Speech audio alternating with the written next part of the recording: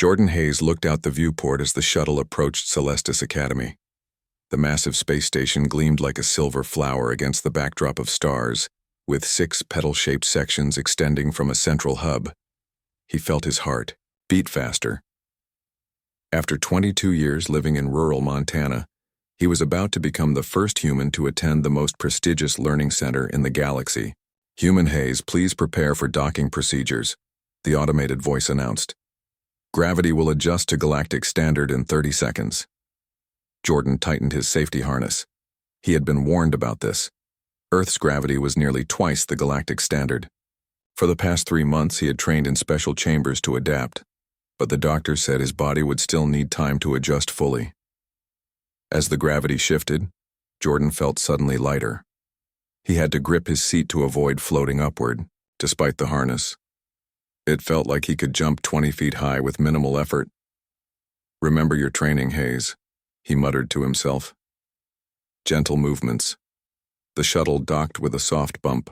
Jordan gathered his few belongings and waited for the airlock to cycle. The Earth ambassador had explained everything carefully. He was selected not for academic brilliance, but because his physical capabilities would allow him to survive in the wider galaxy. Earth was classified as a Deathworld, a planet so dangerous that most galactic citizens couldn't believe anything evolved there naturally. The door hissed open. 2 aliens waited on the other side. One looked almost human, except for purple skin and 4 arms. The other resembled a tall, thin praying mantis with iridescent green exoskeleton. "Welcome to Celestis Academy, Human Hayes," the 4-armed alien said, keeping a noticeable distance. "I am Administrator Klee, and this is Professor Zanti. We oversee the interspecies exchange program." Jordan extended his hand, then remembered the briefing. Many species found direct physical contact alarming.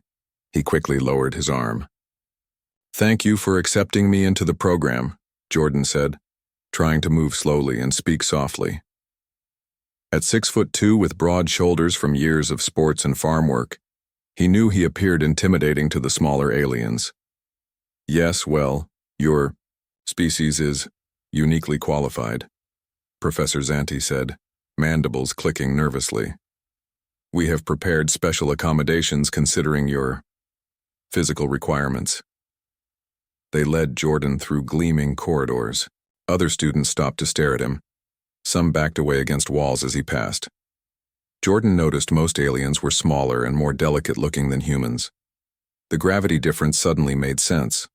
Their bodies evolved in gentler environments. "Your living quarters will be shared with Zilith, a scholar from Vex Prime," Administrator Klee explained. "He was informed of your nature."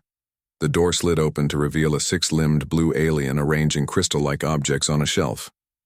When Zilith saw Jordan, all 6 of his eyes widened, and he backed against the wall. "By the cosmic spirits," Zilith whispered. "You're even larger than the information packet showed." "I promise I'm friendly," Jordan said with what he hoped was a reassuring smile. He had been warned that showing teeth could be interpreted as aggression by some species, so he kept his lips mostly closed. "Zilith originally requested a room change," Administrator Klee said quietly to Jordan. "We explained that it would be a valuable cultural exchange." He reluctantly agreed. "I can find other arrangements if this makes you uncomfortable," Jordan offered to his new roommate. Sheelith seemed to gather his courage. "No, I am a scientist.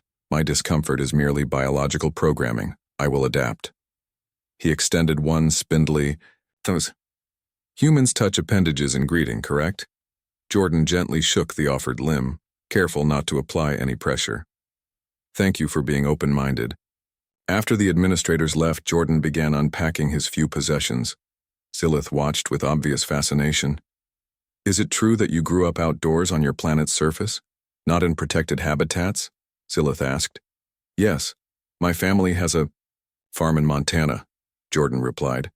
"Exposed to weather patterns and wildlife and bacteria." Each question sounded more horrified than the last. "That's normal on Earth," Jordan explained. "Most humans live that way." "Extraordinary," Zilith whispered.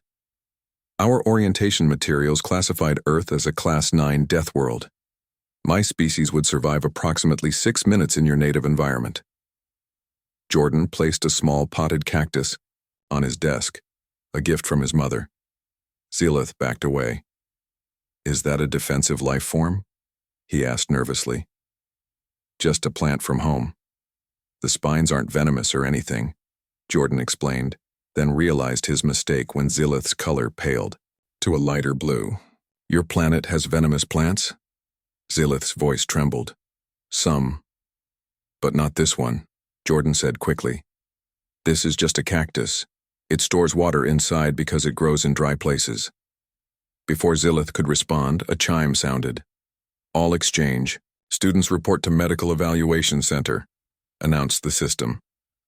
Jordan followed directions on his datapad to the medical facility. There, several aliens in protective suits waited with scanning equipment. Human Hayes, please step onto the platform, instructed a jellyfish-like being floating in a transparent suit filled with green liquid. Jordan complied. Various lights and beams passed over his body. Remarkable bone density, one technician noted. And the muscle mass is extraordinary. Respiratory system processes nitrogen-oxygen atmosphere with significant tolerance for particulates, another observed. The cardiac system is redundant and inefficient, yet surprisingly durable, said a third. I'm right here, Jordan reminded them, uncomfortable being discussed like a specimen. The jellyfish alien approached. Forgive our scientific enthusiasm, Human Hayes. We rarely encounter Class 9 native species. Your adaptations are fascinating. The examination continued with a physical stress test. Jordan was asked to run on a treadmill, lift weights, and perform various exercises. He tried to hold back, remembering warnings about displaying too much strength, but even his restrained performance caused alarm. He broke the grip strength measurement device, one technician whispered loudly. The endurance readings can't be correct, another insisted, recalibrating equipment. After providing blood and tissue samples, Jordan was finally released. As he left, he overheard the medical staff arguing. The exchange committee made a mistake. This species is too dangerous to have in the general population, but the adaptability factors in the blood work are remarkable. Think of the medical applications. Those adaptations evolved for survival on a world that would kill most of us instantly. That should tell you something. Jordan walked faster, pretending not to hear. The Earth ambassador had warned him this might happen. Humans were physiologically intimidating to most galactic species, stronger, denser, and more durable by far. That night, lying in his specially reinforced bed while Zealoth slept suspended in a low-gravity field on the other side of the room, Jordan wondered if he had made a terrible mistake by coming here. He didn't want to be feared. He just wanted to learn, to experience the wider galaxy that Earth had only recently joined. He looked at his cactus, this tiny piece of his dangerous homeworld. Tomorrow would be his first classes. He would show them that humans weren't just strong bodies from a deadly planet. Somehow he would prove that Earth's hardships had created something valuable. A species that understood survival didn't just mean physical strength, but adaptability, cooperation, and persistence. Jordan drifted to sleep, unaware that his medical readings were already causing a stir throughout Celestis Academy. By morning, everyone would know there was a Deathworlder among them. 2 months passed since Jordan's arrival at Celestis Academy. He learned to move carefully in the lower gravity, though he still occasionally broke things by accident. Doors designed for lighter beings, chairs that couldn't support his earth-dense muscles, writing tools that snapped in his fingers when he pressed too hard. Despite these challenges, Jordan had made friends. Zealoth no longer flinched when Jordan entered their shared room. The six-limbed alien had even started collecting information about Earth, asking Jordan endless questions about his home planet. Today was recreation day at the academy. Classes were suspended so students could socialize and relax. Jordan followed Zealoth to the biodome garden, a massive chamber filled with plants from 100 different worlds, carefully separated into their native environments. My friends are eager to meet you, Zealoth said. They have been too nervous until now. They approached a small group gathered near a blue-leaved tree. Jordan recognized different species from his classes but had never spoken to most of them. "Friends, this is my roommate Jordan Hayes of Earth," Zilith announced.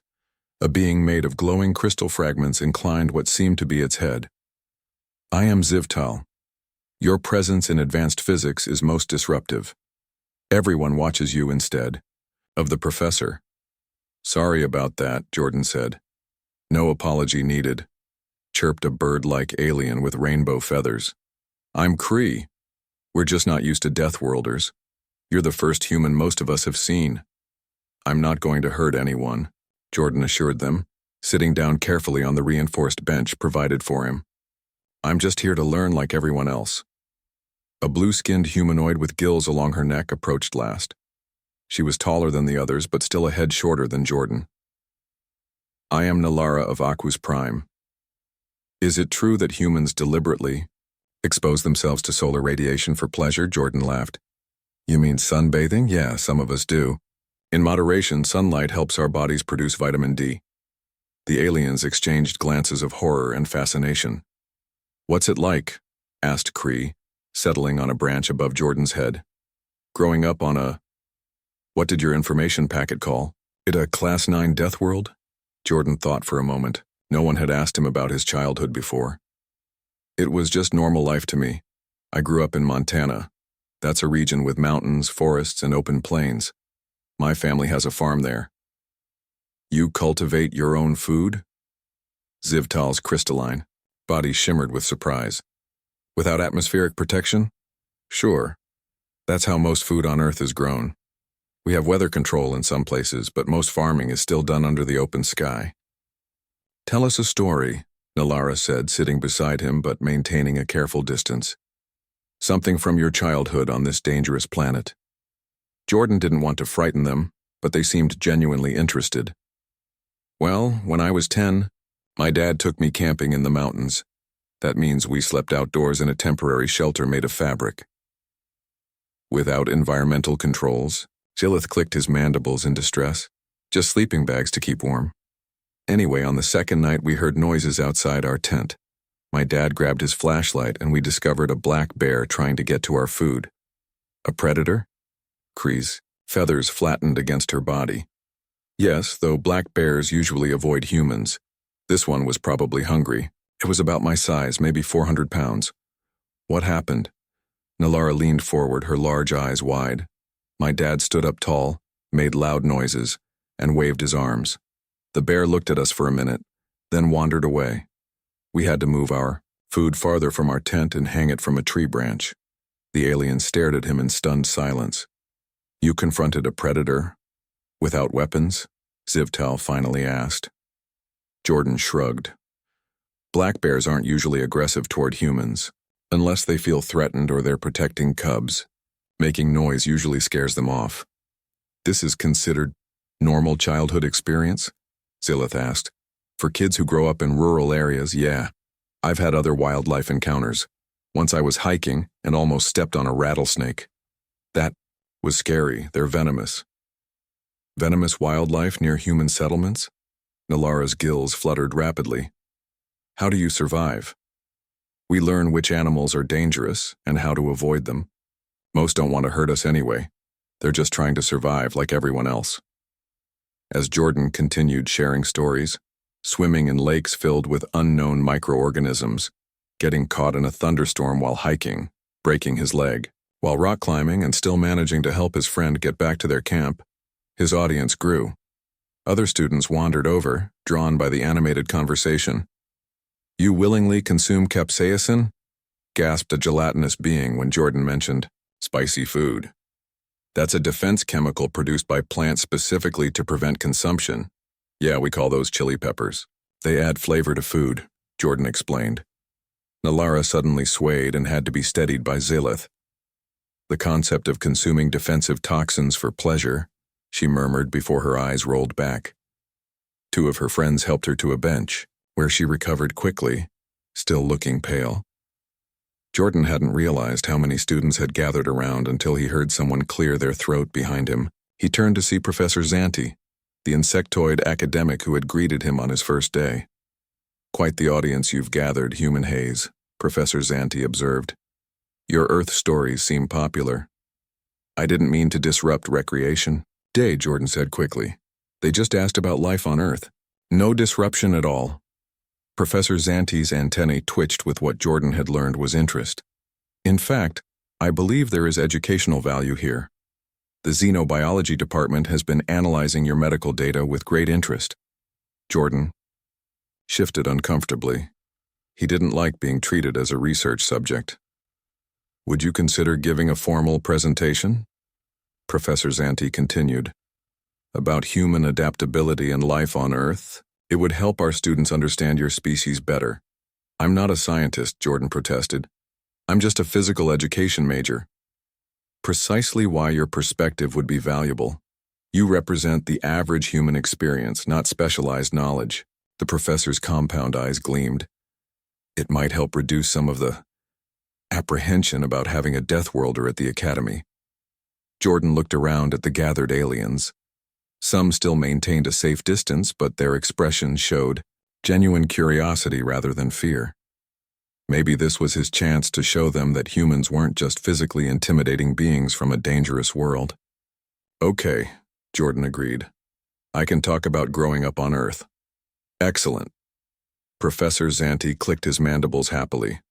I'll arrange it for next week. Nothing elaborate. Just you sharing your experiences with the xenobiology students. As Professor Zanti left, Jordan's new friends crowded closer, bombarding him with more questions about Earth.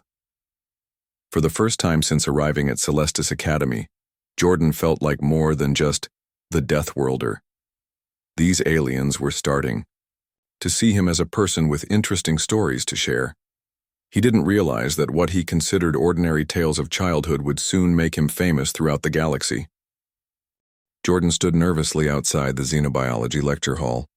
What had started as a small presentation to Professor Zanti's class had somehow grown much larger. The corridor was packed with aliens from every part of Celestis Academy. Students, professors, and even administrative staff. There are too many people, Jordan whispered to Zelith. The room won't hold everyone. The Academy moved your presentation to the main lecture hall, Zelith explained, and they're streaming it to other rooms. News about the Deathworlders' stories spread quickly. Jordan took a deep breath.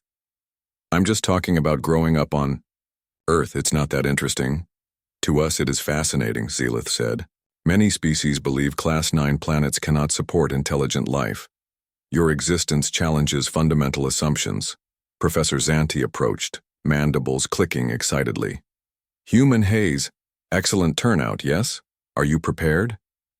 I guess so, Jordan said. I made some slides about Earth's environments like you suggested. Wonderful. Oh, and there's another human who wishes to join your presentation. Most unexpected. Jordan turned to see a short woman with curly red hair walking toward them. She wore the blue uniform of the science division. Amelia Winters, she introduced herself, extending her hand. Jordan shook it, surprised by the familiar gesture after months of careful alien interactions. I'm in the biochemistry exchange program. Been here 3 months, but nobody pays much attention to me because I stay in the lab. I didn't know there was another human at the academy, Jordan said. Amelia smiled. They keep me hidden away analyzing soil samples. But when I heard about your presentation, I thought maybe I could add some scientific context to your stories. If that's okay? That would be great, Jordan said, relieved to have support. I'm not good at explaining the science behind why Earth is the way it is. The doors to the lecture hall opened. Inside, the tiered seating was completely full. Beings of all shapes, sizes, and compositions watched as Jordan and Amelia walked to the center platform. Some smaller aliens stood on their seats to see better. Others used optical enhancements to zoom in from the back rows. Welcome, Professor Zanti addressed the crowd. Today we have a unique educational opportunity. Human Haze will share his experiences growing up on Earth, classified as a Class 9 Deathworld. Human Winters will provide scientific context. Please, hold questions until the end. Jordan stepped forward. The holographic display activated, showing an image of Earth from space. This is my home, Jordan began. Earth has many different environments, from frozen poles to hot deserts, deep oceans to high mountains.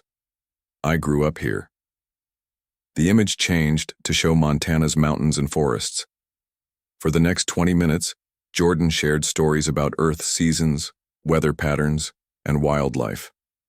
He explained how humans adapted to different conditions, building shelters against the cold and creating tools to make life easier. Most human children learn survival skills, Jordan explained. How to find safe water, which plants are edible, what animals to avoid. My dad taught me to swim when I was 4 years old. A ripple of shock went through the audience. Amelia stepped forward. To understand humans, she said, you need to understand Earth's evolutionary pressures. Earth has higher gravity, atmospheric pressure, and solar radiation than most inhabited planets. Our cellular structures and organ systems evolved redundancies and repair mechanisms to survive these conditions. Amelia displayed a comparison of human physiology with other galactic species. Humans have denser bones, stronger muscles, and more efficient respiratory systems than most spacefaring species. We can survive temperature ranges that would kill many galactic citizens. The audience murmured with a mixture of fear and fascination. But these adaptations came with costs, Amelia continued. Humans have shorter lifespans than many species. Our metabolisms run faster. We need more food and water. Jordan showed images of human activities, mountain climbing, deep sea diving, running marathons. These are sports, Jordan explained. Things we do for fun. For fun? Someone in the audience shouted.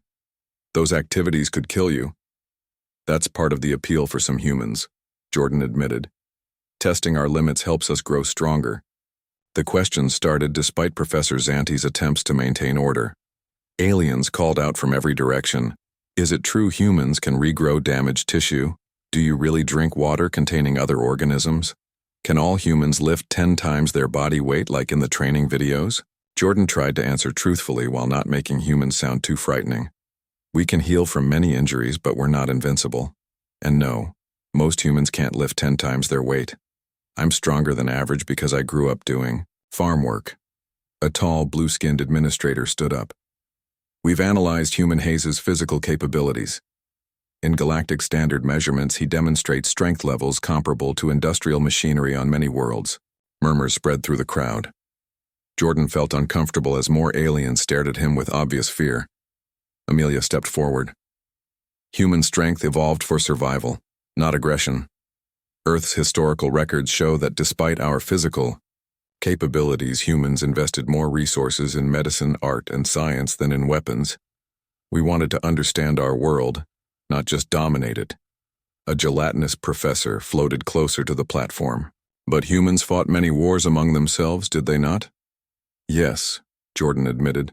We have a complicated history, but when we joined the Galactic Federation, we had already established global peace for several generations. The point, Amelia added, is that evolution on a Deathworld created beings who understand the value of life precisely because it can be lost so easily. Humans appreciate beauty and peace because we know how rare and precious they are. A small alien child near the front raised a tentacle. Are all Earth animals as strong as humans? Jordan smiled. Many are stronger. Earth has creatures that would make me run away very fast. He showed images of bears, sharks, and lions. The audience gasped.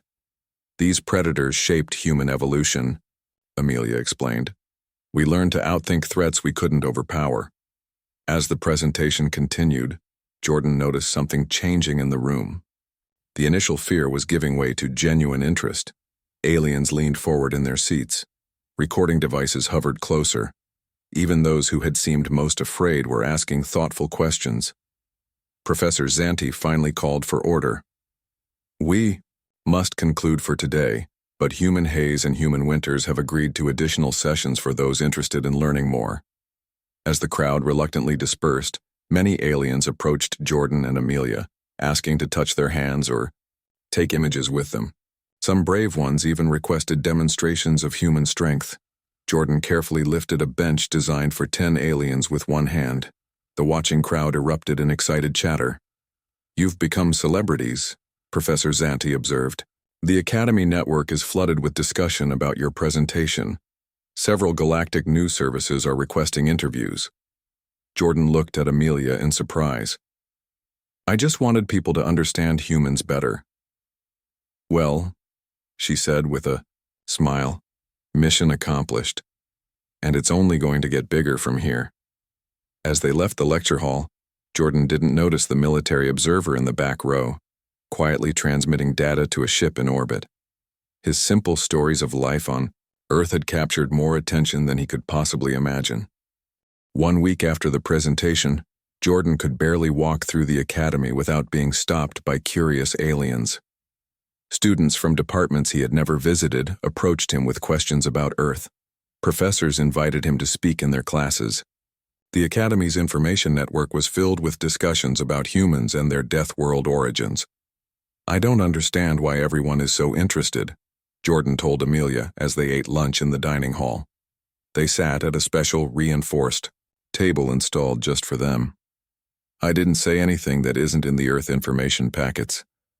Reading facts is different from hearing stories, Amelia said. She pushed her food around her plate. The Academy tried to provide Earth-like meals, but they never tasted quite right. You made Earth real for them, and honestly, I think they're fascinated by how casual you are about things that terrify them. A small green alien approached their table, clutching a datapad. Excuse me, Human Hayes and Human Winters. I am Meepo from Galactic Information Services. The most popular information program in the Federation wants to interview you. It's called Stellar Perspectives and reaches over 12 billion viewers. Jordan nearly choked on his food.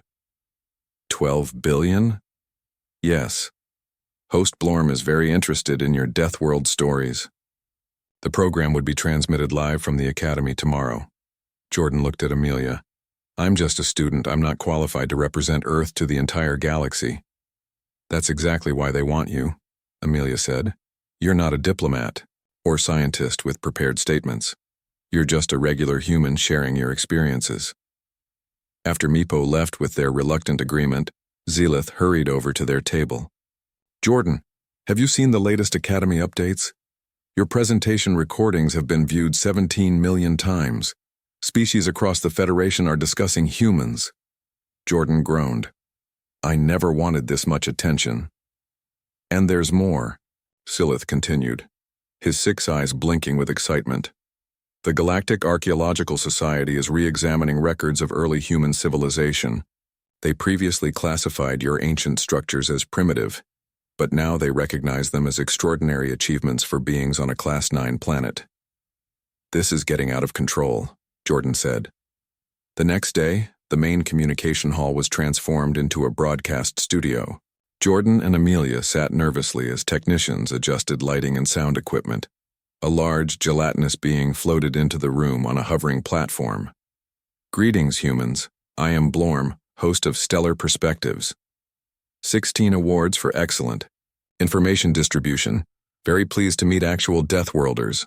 Nice to meet you too, Jordan said, carefully shaking one of Blorm's appendages. We broadcast in 3 minutes, very exciting. Humans are the most discussed topic in the Federation this cycle.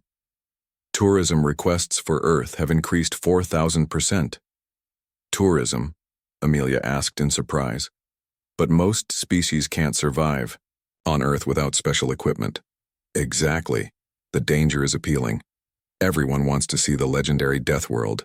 Of course, most will only visit virtual simulations. The brave ones will go in protective suits. Blorm's body rippled with what might have been laughter. The broadcast began with Blorm introducing Jordan and Amelia to the galaxy. Viewership numbers displayed on a nearby screen climbed rapidly into the billions. Human Hayes, Blorm began. Your stories about Earth childhood have fascinated our audience. Tell us, is it true that human children play in containers of dihydrogen monoxide for recreation? You mean swimming pools? Yes, most human children learn to swim. Water covers most of our planet. Remarkable. And you consume solid plant matter that has been heated with fire? You mean cooked vegetables? Yes, cooking makes food easier to digest and kills harmful bacteria. As the interview continued, Jordan described ordinary Earth activities: hiking, camping, sports, even simple things like walking in the rain or building snowmen. With each story, Blorm's translucent body changed colors in what Jordan had learned was an expression of shock. "And what about Earth's predators?" Blorm asked.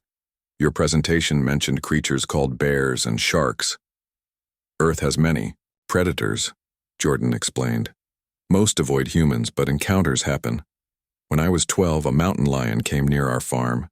My dad scared it away by making loud noises." "You confronted a predator with sound waves?" Blorm's body turned bright purple. "It's not that impressive," Jordan said, uncomfortable with Blorm's dramatic reactions. "Mountain lions usually don't want to attack humans. They just want an easy meal, like deer or small animals." "Human winters," Blorm turned to Amelia. "You study biochemistry. Is it true humans can consume substances that would be lethal to most galactic species?" "Our digestive systems evolved to handle a wide variety of foods," Amelia explained. "Some compounds humans consume for pleasure, like caffeine or capsaicin, are actually plant defense chemicals. They evolved to deter consumption, but humans enjoy the sensation. You eat plants that don't want to be eaten?" Blorm's color deepened further. "Extraordinary."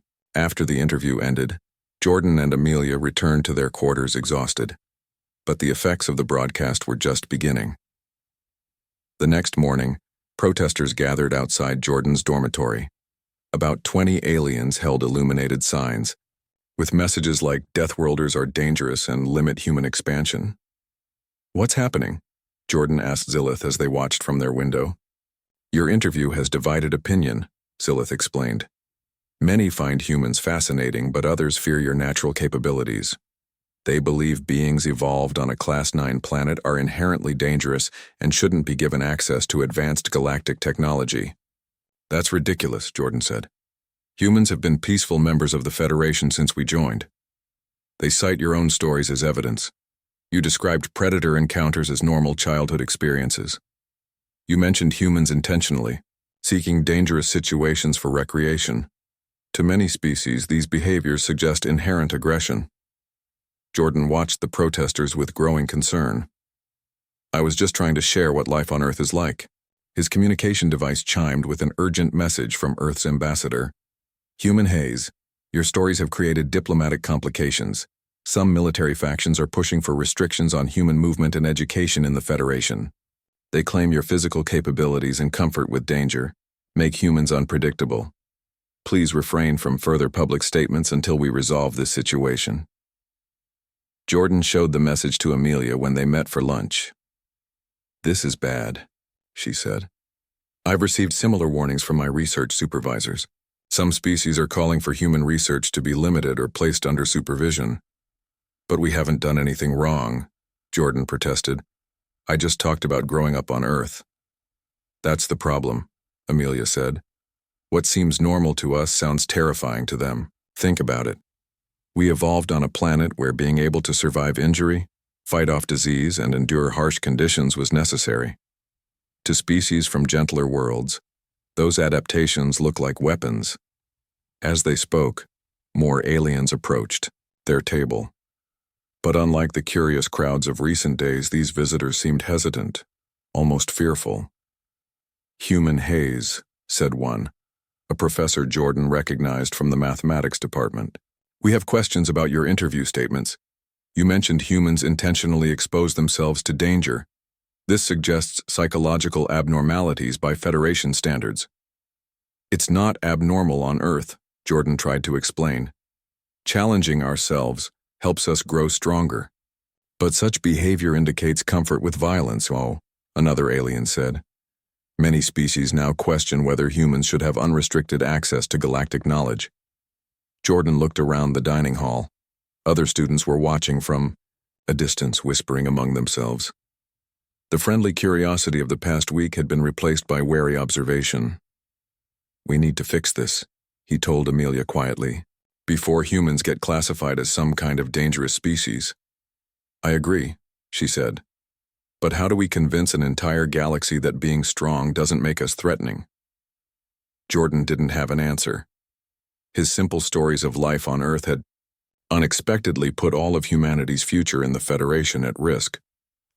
3 days after the broadcast, Jordan received an official message. The Galactic Federation Council had called an emergency session to discuss the human question. As the human whose stories had sparked the controversy, Jordan was requested to attend. "This is bad," Amelia said as they prepared to board the shuttle to the Federation Council station. "They're talking about classifying humans as a controlled species. That would limit our rights in the Federation. All because I talked about camping and swimming," Jordan said, shaking his head. "I never meant to cause trouble." Professor Zanti accompanied them, mandibles clicking nervously. "The situation is complex. Many council members have never met a human. They know you only through records and your stories." The shuttle journey took 6 hours. Jordan spent the time reviewing Federation laws with Amelia, looking for anything that might help their case. Zilith had also come along for support and sat quietly watching the stars. "I have an idea," Zilith said suddenly. "Jordan, your stories frighten people because they focus on physical dangers. But there must be other Earth stories that show different human qualities." "Like what?" Jordan asked. "Stories about cooperation, compassion, or creativity. Things that evolved alongside your physical strength." Jordan thought about this as the shuttle docked with the massive council station. The structure was beautiful, a silver spiral with glowing blue energy fields connecting different sections. Under other circumstances, Jordan would have been excited to visit such an important place. Guards met them at the docking bay. They kept a careful distance from Jordan and Amelia, their weapons visible. "The council chamber is this way," one guard said. "The session begins in 1 hour. You may prepare in the waiting area." The waiting room was filled with representatives from various worlds. Some nodded politely to Jordan. Others moved away when he entered. A group of military officials watched him with undisguised suspicion. "So many species," Amelia whispered. "Some I've never even seen before." A tall, graceful alien with metallic skin approached them. "I am Ambassador Lyra of Earth Diplomatic Services. I've been trying to smooth things over, but many council members are concerned." "What exactly are they proposing?" Jordan asked. "A classification that would require humans to have special permits for education, restrict our access to certain technologies, and limit human expansion to new worlds," Ambassador Lyra explained. "They cite your stories as evidence that humans are naturally dangerous and unpredictable."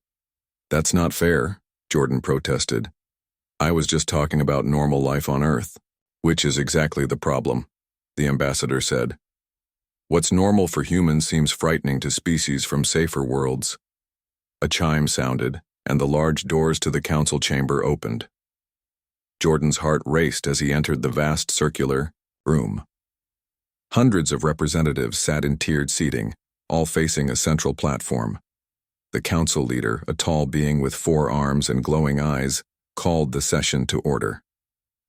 "We gathered to address concerns about human integration into HFY War, the Federation.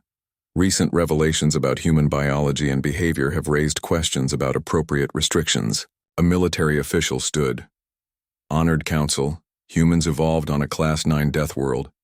Their physical capabilities exceed safety parameters for unrestricted species. Their comfort with danger suggests psychological abnormalities.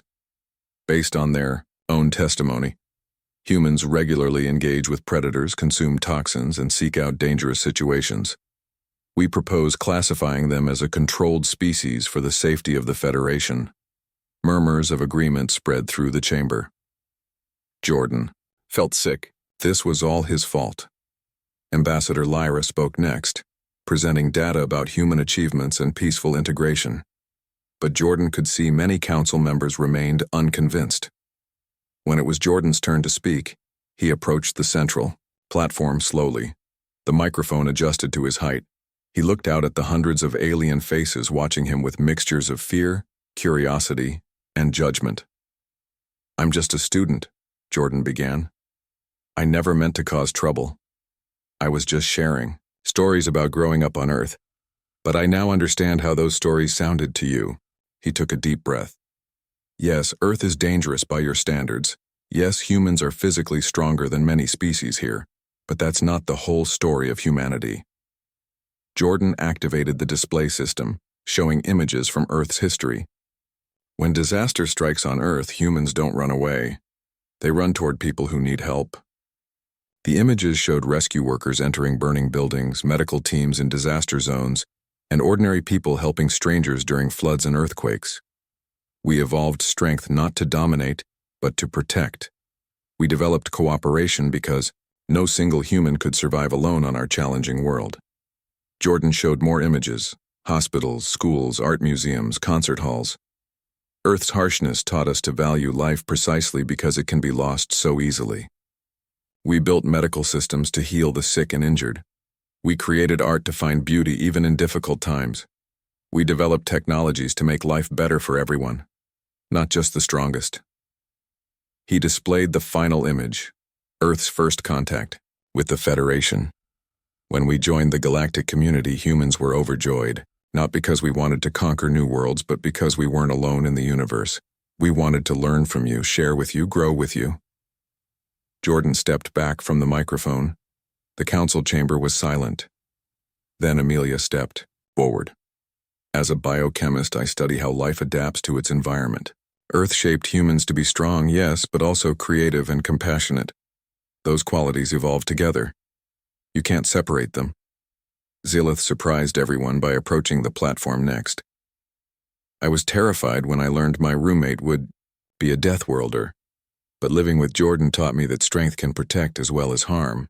When my gravity regulator malfunctioned, Jordan held me safely until help arrived. His quick action saved my life. One by one, other aliens who had met Jordan at the academy shared similar stories. Professor Zanti described how Jordan had carefully adjusted his strength during practical exercises to avoid harming others. Even Nalara, who had fainted during Jordan's stories, spoke about his patience in explaining Earth customs. The council leader called for order. We will now vote on the classification proposal. Jordan held his breath as the voting began. The results appeared on the large display. The proposal was rejected by a narrow margin. Humans would remain an unrestricted species in the Federation. Ambassador. Lyra approached Jordan with a smile.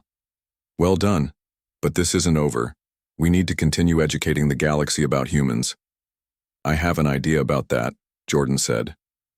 What if we created a cultural exchange program, bring more aliens to Earth, safely of course, and send more humans to places like Celestis Academy? The council might support that, the ambassador agreed. It would build understanding on both sides. As they left the council chamber, Jordan felt lighter. His Deathworld stories had almost caused a diplomatic crisis, but they had also opened an important conversation. Humans were different from most galactic species, but different didn't have to mean dangerous. Back at Celestis Academy 2 weeks later, Jordan was surprised to find his class schedule changed. Professor Zanti had created a new course called Comparative Planetary Adaptation and asked Jordan and Amelia to help teach it. Students from 17 different species have enrolled, Professor Zanti told them proudly. They want to understand how life evolves on different worlds, including Deathworlds like Earth. Jordan smiled as he looked at the class roster. The galaxy was still fascinated by Earth's strongest student, but now they wanted to learn from him, not fear him. So, he asked Amelia as they prepared for the first class, what Earth stories should we share this time? The ones that show who we really are, she replied. Strong because we had to be, but kind because we chose to be.